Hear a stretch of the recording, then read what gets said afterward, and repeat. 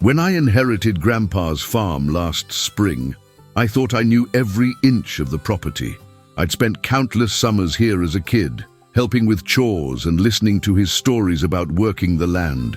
But there was one field I'd never really paid attention to, the back 40 acres that had been left fallow for as long as I could remember. Grandpa always said that field was resting, that the soil needed time to recover. As a child, I'd accepted this explanation without question. Now at 28 and suddenly responsible for 200 acres of farmland, I decided it was time to bring that field back into production. The field sat at the far end of the property, separated from the main farm by a line of oak trees and an old stone wall. When I first walked out there in early October, I was surprised by how wild it had become. What should have been open farmland was now covered in tall grass, brambles and volunteer trees that had sprouted over the decades. But the soil looked rich and dark beneath the overgrowth, and I could see the remnants of old furrows that suggested this had once been productive farmland. I spent a week clearing the worst of the brush by hand, cutting down saplings and burning piles of dead vegetation. My plan was simple: use the old John Deere to plow the field, then disc it smooth and plant winter wheat. It should have been straightforward work, the kind of thing I'd done dozens of times on other parts of the farm. I had no reason to expect that this field would be any different from the others. Looking back now, I realize there were signs I should have noticed. The way my grandfather's face would change whenever someone mentioned that field. How he'd always found excuses to keep me away from that part of the property. The fact that no cattle had ever grazed there despite the good grass. But I was focused on the future, not the past. Chapter 2. The Soft Ground. I started plowing on a crisp Monday morning in late October. The old John Deere fired up without complaint, and I began working the field in long, straight rows. The first few passes went smoothly, the plow cutting through the sod and turning over rich, black earth that hadn't seen sunlight in decades. The soil was softer than I'd expected, which I attributed to all the organic matter that had built up over the years. The decomposed grass and leaves had created a thick layer of humus that made the ground almost spongy in places. It was actually ideal for farming, the kind of soil that would grow anything you planted in it. I was about halfway through the field when I noticed the tractor starting to sink slightly with each pass. At first, I thought it was just the weight of the machine compacting the soft earth. But as I continued working, the sinking became more pronounced. The rear wheels were leaving deeper and deeper tracks, and I could feel the tractor working harder to maintain traction. By noon, I was having to use four-wheel drive just to keep moving forward. The ground seemed to be getting softer rather than firmer as I worked it. I'd never encountered anything quite like it. Usually, plowing packed the soil down and made it more stable, not less. I decided to take a break for lunch and let the ground dry out a bit. Maybe the morning dew had made things worse than they actually were, but when I returned an hour later, the situation hadn't improved. If anything, the field seemed even more unstable. I should have stopped then. Should have recognized that something wasn't right about this particular piece of ground, but I was determined to finish what I'd started, and I convinced myself that I just needed to be more careful about where I drove the tractor. That decision would change everything. Chapter 3. It happened on my third pass after lunch. I was working along the eastern edge of the field when the ground simply gave way beneath the tractor's rear wheels. One moment I was moving forward normally, the next I was tilted at a steep angle with the back end of the John Deere sunk nearly to the axles, in what felt like quicksand. I tried rocking the tractor back and forth, alternating between forward and reverse, but that only made things worse. The wheels spun uselessly, throwing up sprays of dark, wet earth that had an odd, almost oily consistency. The more I tried to free the machine, the deeper it sank.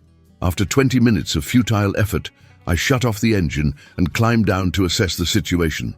The rear wheels had disappeared completely into the soft ground, and the back of the tractor was sitting on what appeared to be solid earth, but felt disturbingly unstable when I stepped on it. I walked around the stuck machine, trying to figure out the best way to extract it.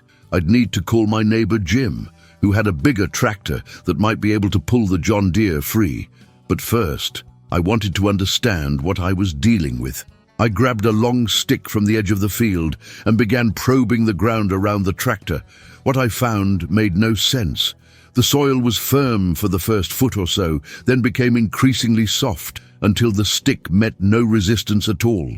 It was as if there was a void beneath the surface, filled with loose, wet earth. I pushed the stick deeper, expecting to hit bedrock or clay hardpan. Instead, it sank 4 feet, then 5, then 6 feet before I ran out of stick. Whatever was down there, it wasn't natural soil formation. That's when I decided to start digging. Chapter 4. The First Discovery. I went back to the barn and got a shovel, along with some boards to stand on, so I wouldn't sink into the soft ground myself. Working carefully, I began excavating around the tractor's rear wheels, trying to create a stable platform that would allow me to attach a tow chain. The earth came up easily, too easily. It was dark and rich, but it had a strange texture that didn't feel quite right. Mixed in with the soil were fragments of what looked like fabric, so rotted and stained that I couldn't identify what they might have been originally. About 2 feet down, my shovel hit something solid. At first, I thought it might be a rock or an old piece of farm equipment. But as I cleared away more dirt, I realized I was looking at something white and curved, something that looked disturbingly like bone. I stopped digging and stared at the object, my heart beginning to race. It could be an animal bone, I told myself. Farmers had been burying dead livestock on their property for generations. There was probably a perfectly innocent explanation for what I was seeing. But even as I tried to rationalize the discovery, I knew I was looking at something human. The size and shape were wrong for any farm animal I could think of. And there was something else. Other white objects visible in the dark earth around it, arranged in a way that suggested they were connected. I sat back on my heels, suddenly feeling sick. I'd thought about my grandfather, about his strange reluctance to use this field, about the way he'd always changed the subject when anyone asked about it. Had he known what was buried here? Had he been protecting this secret for decades? My hands were shaking as I pulled out my phone to call the sheriff's department, but before I could dial, I heard something that made my blood freeze, the sound of a car engine coming up the farm road. Someone was coming, and I was alone in a field with what appeared to be human remains. Chapter 5. Unexpected Visitor. The car that pulled up to the edge of the field was a black sedan I didn't recognize. An elderly man got out, moving slowly but with purpose. He was well dressed despite the rural setting, wearing a clean button-down shirt and pressed slacks that seemed out of place on a working farm. He walked toward me with the careful steps of someone navigating unfamiliar terrain, his eyes fixed on the excavation around my tractor. As he got closer, I could see that his face was pale and drawn, as if he hadn't slept well in years. "You found them," he said simply when he reached the edge of my digging area. It wasn't a question. I stood up slowly, still holding the shovel, my mind racing. "Found what? Who are you?" The man looked at me with sad, tired eyes. "My name is Robert Chen. I've been waiting 43 years for someone to find this place." He gestured toward the bones visible in the dark earth. "That's my daughter, Linda. She was 19 when she disappeared." The words hit me like a physical blow. I looked down at the remains, then back at the old man. "Your daughter? But how do you know? How did you know to come here?" Robert Chen pulled a folded newspaper clipping from his wallet. The paper was yellowed with age, but I could make out the headline, "Local Girl Missing After Halloween Party." The accompanying photo showed a young Asian woman with a bright smile and long black hair. "Linda went to a party on October 31st, 1980, he said quietly. "She was supposed to come home that night, but she never made it. The police investigated, but they said she probably ran away. Said girls her age did that sometimes." His voice carried decades of pain and frustration. "But you didn't believe that," I said. "Linda was a good girl. She was studying to be a nurse, had plans for her future. She wouldn't have just disappeared without telling us." He looked around the field, taking in the overgrown landscape.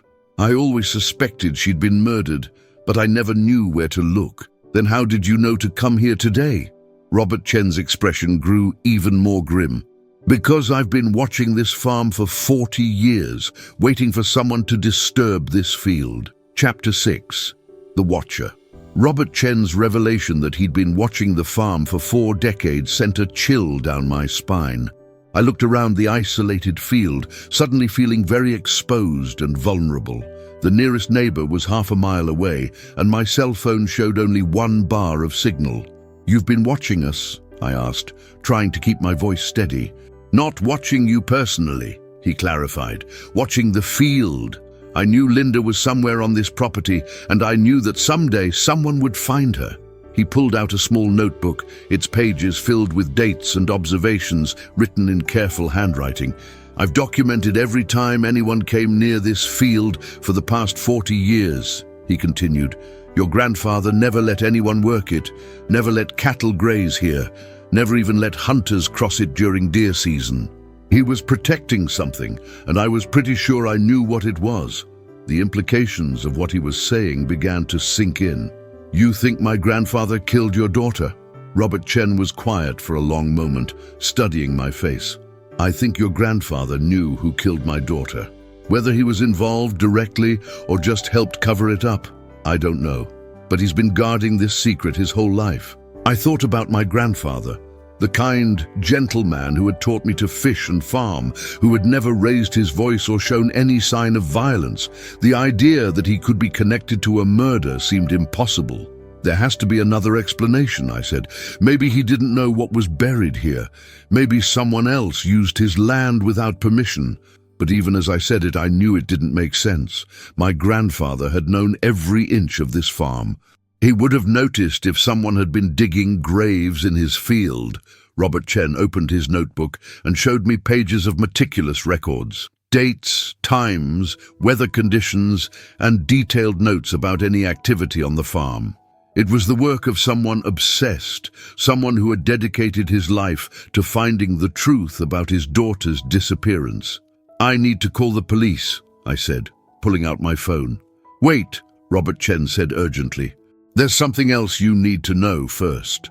Chapter 7. More Than One. Robert Chen's words stopped me from dialing 911. He was looking at the excavation around my tractor with an expression that was both sad and determined. "Linda wasn't the only one," he said quietly. "There were 3 other girls who disappeared from our area between 1978 and 1982. All young women, all found reasons to be out alone at night. All vanished without a trace." He showed me more newspaper clippings from his wallet, yellowed articles about missing persons cases that had never been solved. Sarah Martinez, age 20, disappeared after leaving work at a local diner. Jennifer Walsh, 18, vanished while walking home from a friend's house. Maria Santos, 19, last seen leaving a church social. "The police said they were probably runaways," Robert continued.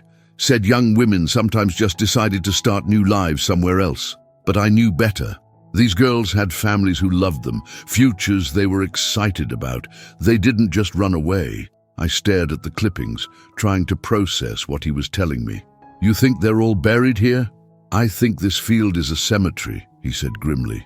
"And I think your grandfather was either the killer or he was protecting whoever was."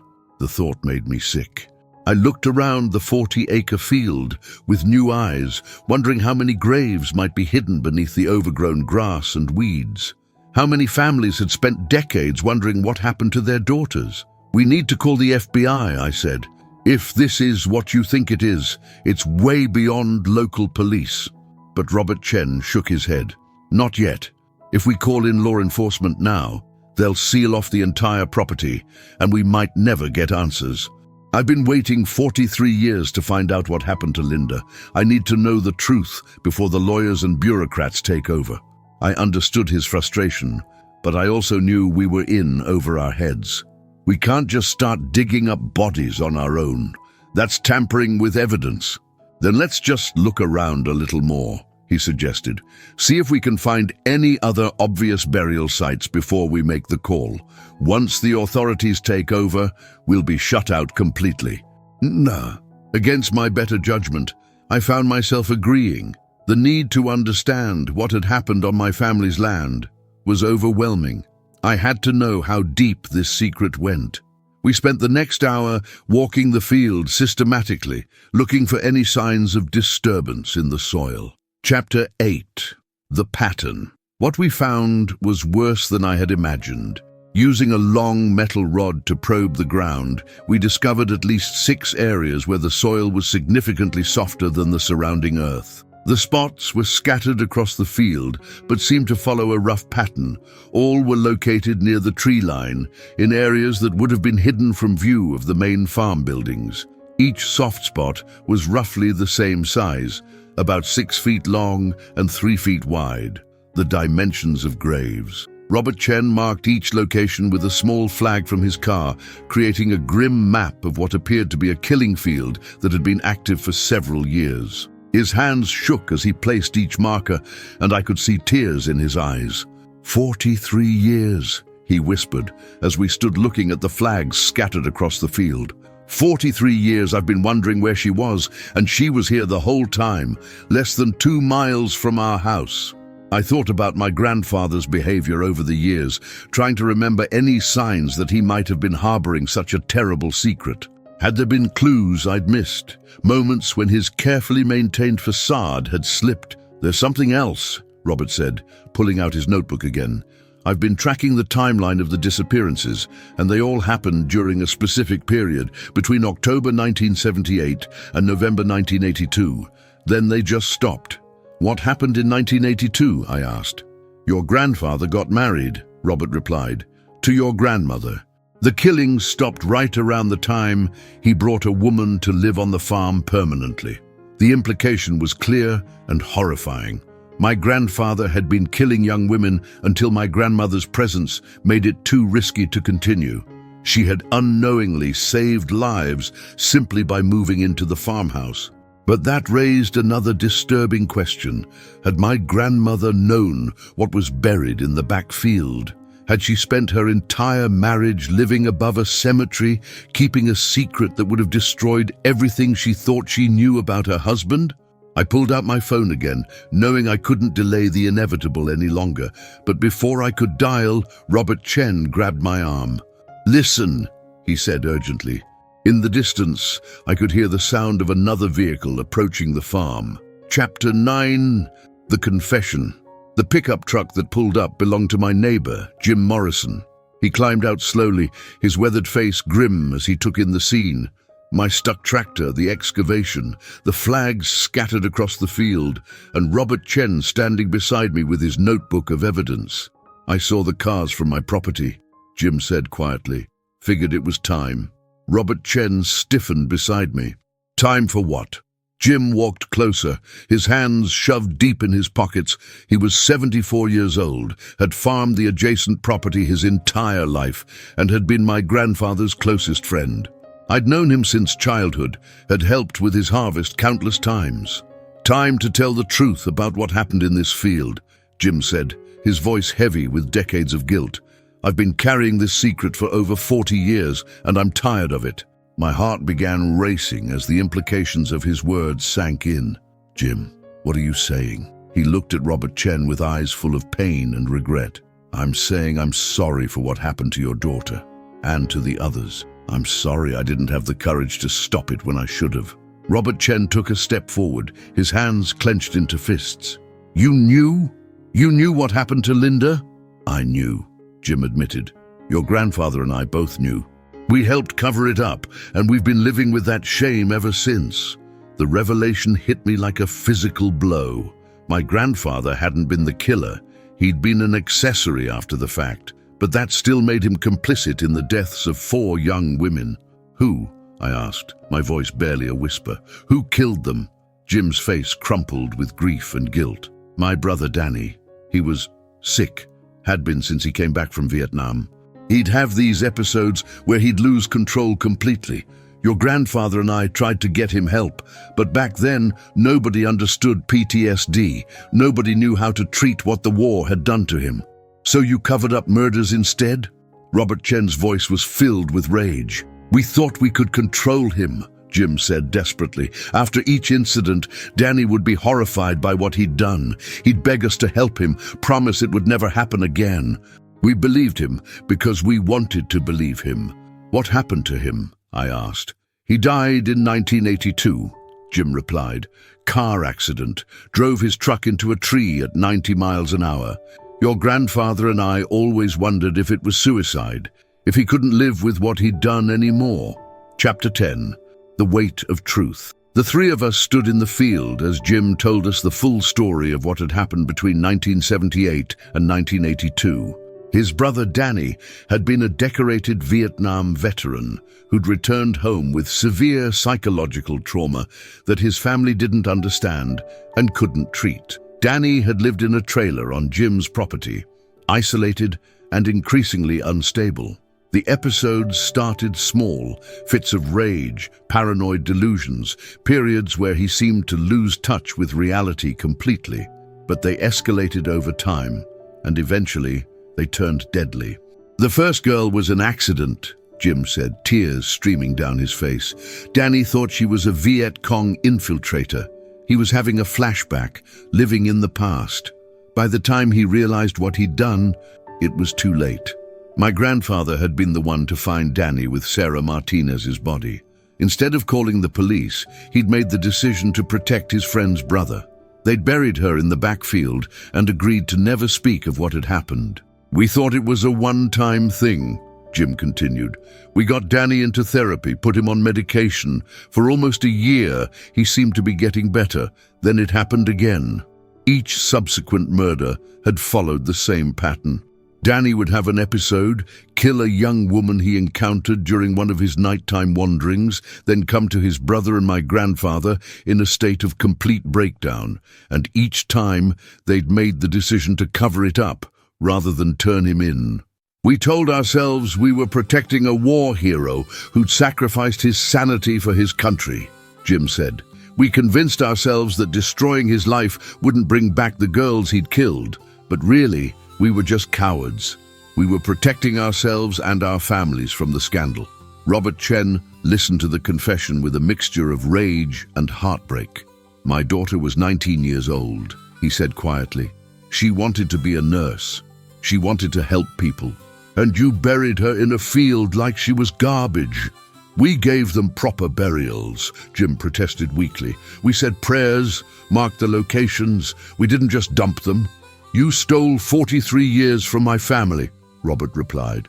43 years of wondering, of hoping she might still be alive somewhere. Do you have any idea what that did to my wife? She died still believing Linda might come home someday. The weight of the truth was crushing. My grandfather, the man I'd idolized, had been complicit in covering up multiple murders. He'd spent the last 40 years of his life guarding this terrible secret, living with the knowledge of what was buried in his field. Chapter 11. Justice at last. I called the FBI that afternoon, and within hours, the farm was swarming with federal agents, forensic specialists, and crime scene investigators. The backfield was cordoned off with yellow tape, and a full excavation began immediately. Over the next 3 days, they recovered the remains of 4 young women, exactly as Robert Chen had suspected. Linda Chen, Sarah Martinez, Jennifer Walsh, and Maria Santos, all victims of a damaged veteran's untreated trauma and the misguided loyalty of 2 men who thought they were protecting a friend. Jim Morrison was arrested and charged as an accessory after the fact to 4 counts of murder. At his age, he would likely spend the rest of his life in prison. He seemed almost relieved to finally be able to tell the truth after carrying the secret for so long. The story made national news, highlighting both the long-term effects of untreated PTSD and the devastating consequences of covering up crimes, even with good intentions. Victim advocacy groups used the case to push for better resources for families of missing persons and stronger penalties for those who obstruct justice. For Robert Chen, the discovery brought a mixture of closure and renewed grief. He finally knew what had happened to his daughter, but he also had to confront the reality that she'd been dead all along, buried just miles from where he'd spent decades searching for her. At least now I can bring her home, he told me, as we watched the forensic team carefully excavate Linda's remains. At least now she can have a proper burial with her family. The other families were contacted, and similar scenes of heartbreak and relief played out as parents and siblings learned the fate of daughters and sisters who had vanished decades ago. The pain was immense, but so was the relief of finally knowing the truth. As for me, I struggled with how to process the revelation about my grandfather. The man I'd loved and admired had made terrible choices that had caused immeasurable pain to multiple families. But I also understood that he'd been trying to protect a friend who was suffering from wounds that society didn't yet know how to heal. The farm felt different now, haunted by the knowledge of what had happened there. But I decided to keep it, to restore it properly, and to create a memorial garden where the backfield had been. It seemed like the right way to honor the memory of the 4 young women whose lives had been cut short. Thank you for listening to this difficult but important story.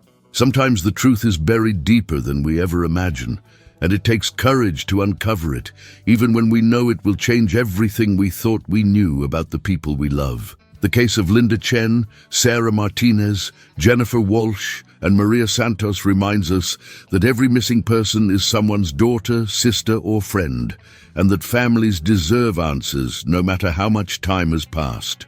I'd love to hear from you in the comments below. Please let me know what part of the world you're listening from, and share your thoughts about how we can better support both veterans dealing with trauma and families searching for missing loved ones. If this story moved you, please consider subscribing to the channel and sharing it with others. These stories matter, and telling them helps ensure that victims are remembered and that the truth, no matter how painful, eventually comes to light. Until next time, remember that some secrets are too heavy to carry alone, and that justice, even delayed, is still justice.